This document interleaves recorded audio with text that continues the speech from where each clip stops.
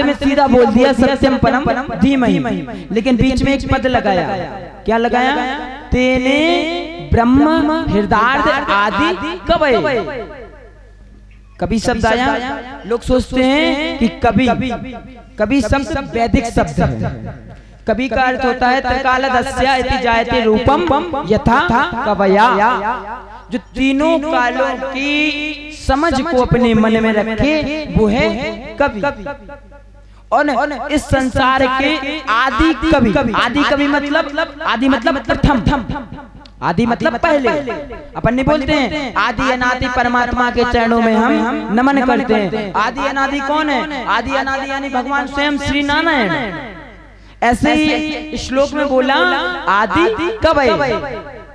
आदि कवये अर्थात ब्रह्मा जी इस संसार के सबसे पहले और सबसे बड़े कवि ब्रह्मा जी थे, जिन्होंने तेने यम ब्रह्म हृदय आदि कवये, जिन्होंने आदि कवि ब्रह्मा जी को भी वेद रूपी ज्ञान प्रदान किया है।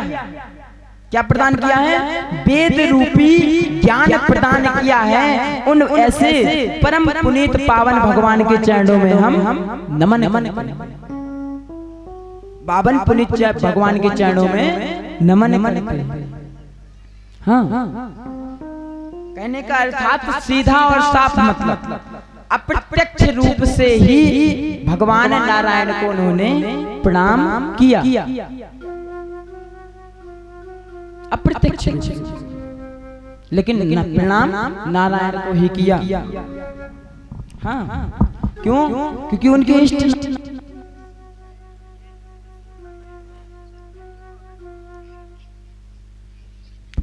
प्रेम से बोलो राधे राधे। ऐसे काम नहीं चलेगा। देखो मैं आपके लिए कितनी जोर से आपके कानों में आवाज आती है ना, माइक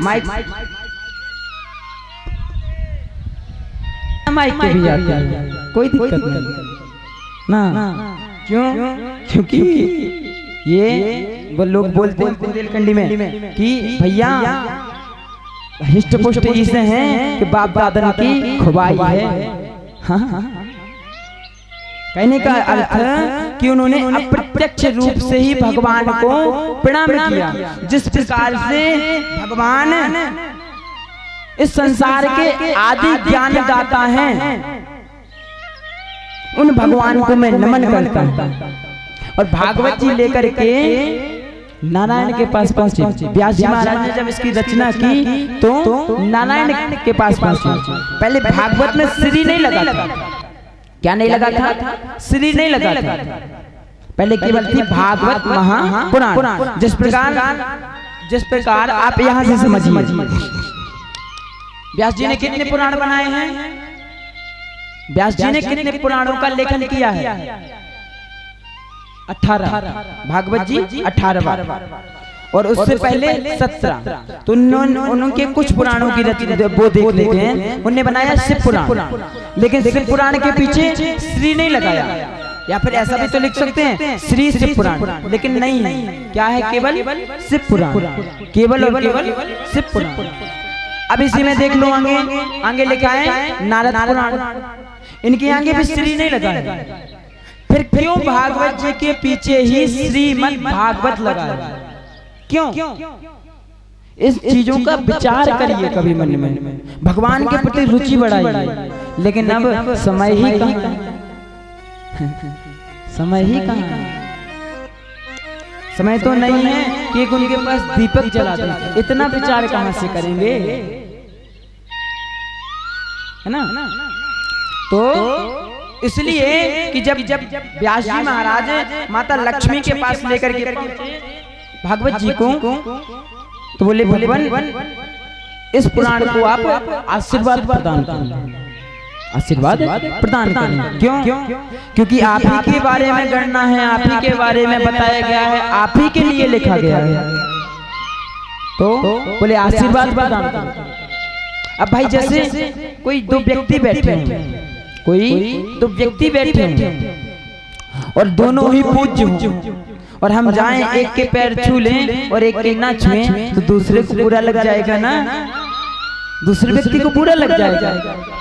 तब बोले वहां पे लक्ष्मी जी भी बैठे थे, लक्ष्मी जी भी विराजमान थी नारायण के पास। तो बोले अब लक्ष्मी जी के पैर तो छूने पड़ेंगे। तो फिर भागवत जी को आगे किया, बोले माता आप भी इन्हें आशीर्वाद प्रदान करो। लक्ष्मी जी तो फिर लक्ष्मी जी हैं, बोले हम आशीर्वाद प्रदान क्यों करें, हम आशीर्वाद प्रदान क्यों करें। बोले माता आपकी ही चर्चा है इसमें। बोले कहां से, हमारा कहीं नाम भी नहीं दिख रहा है, हमारा कहीं नाम भी नहीं दिख रहा है, फिर हमारी चर्चा कैसे। तब जाकर के व्यास जी ने आगे लगा दिया श्री, और श्री का मतलब होता है लक्ष्मी। प्रत्यक्ष रूप से नहीं, अप्रत्यक्ष रूप से। जो लोग आजकल करते हैं ना कि भैया हम भक्ति करने जाएं तो लोगों को पता चलना चाहिए, लेकिन व्यास जी महाराज ने बिना बताए अप्रत्यक्ष रूप से ही सबका वर्णन किया। अब जैसे इसी श्लोक को देख लो, इन्होंने अंत में सीधा लिख दिया सत्यम परम धीमहि, जिसको अपना समझना हो समझ लो। भाई कोई भी देवता उठाएगा उसमें किसी का नाम नहीं, जो भी उठाएगा वो सोचेगा हम ही सत्य हैं, जो भी उठाएगा वो सोचेगा हम सत्य हैं। हाँ।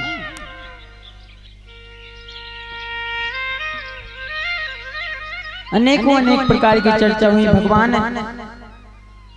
सनकादिक ऋषि सूत जी से पूछते हैं प्रभु किम श्रेयः, किम श्रेयः। भागवत में आपको पता है क्या है, किसी को पता है? नहीं पता। भाई जब राधे राधे का नाम लेना भी पता नहीं है तो भागवत में क्या है कैसे पता चलेगा। संपूर्ण भागवत 6 प्रश्नों पे आधारित है।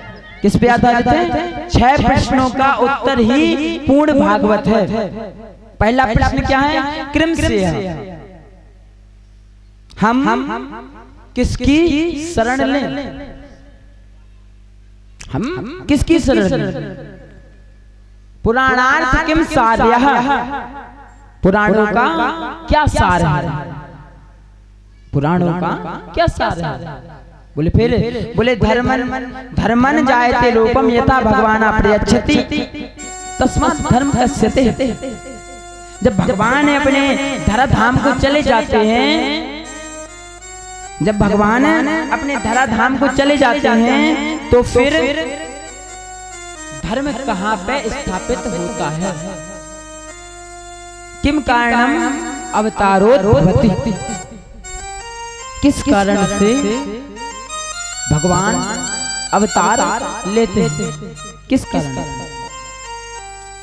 इस प्रकार के 6 प्रश्न पहले स्कंद में और दूसरे स्कंद में 4 प्रश्नों के उत्तर दिए, 10वें स्कंद में 5वें प्रश्न का उत्तर दिया और अंततः 11वें स्कंद में जाकर के 6ठे प्रश्न का उत्तर दे करके परीक्षित जी को भय से मुक्त किया।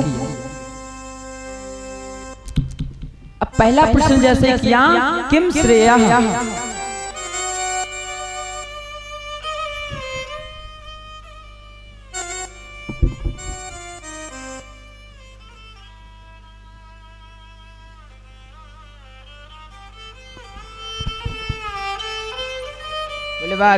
हरिलाल की। अच्छा प्रसंग में इसी बीच में आपको एक बात भगवान